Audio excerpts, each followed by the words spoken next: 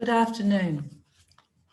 Ensuring adequate access to essential controlled medicines, namely opioids, is a legal obligation under the Single Convention on Narcotic Drugs, whose 50th anniversary we celebrate today. The WHO, UNODC, and INCB also call this an ethical imperative. And yet 50 years after your governments ratified the Single Convention, more than 70% of the world lacks access.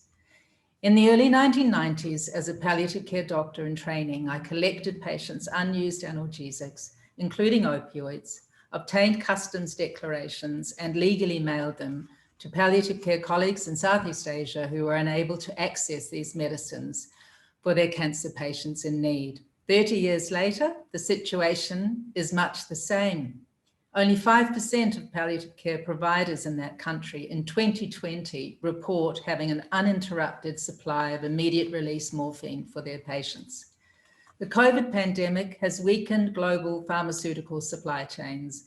Colleagues in the low and middle income world, including in our own Western Pacific region, report shortages and stockouts for pain management.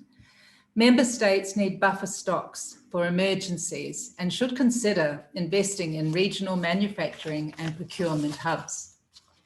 The UNGAS outcome document and C&D resolutions commit member states to educate healthcare professionals to prescribe opioids, to strengthen supply chains, and to review their annual estimates with INCB.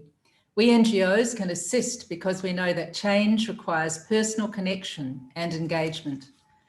Unrelieved pain shortens life. Access to controlled medicines improves quality of life. I am proud that Australia has led funding on the joint program on opioids at UNODC, but many of the low-income countries in our region need so much more technical assistance.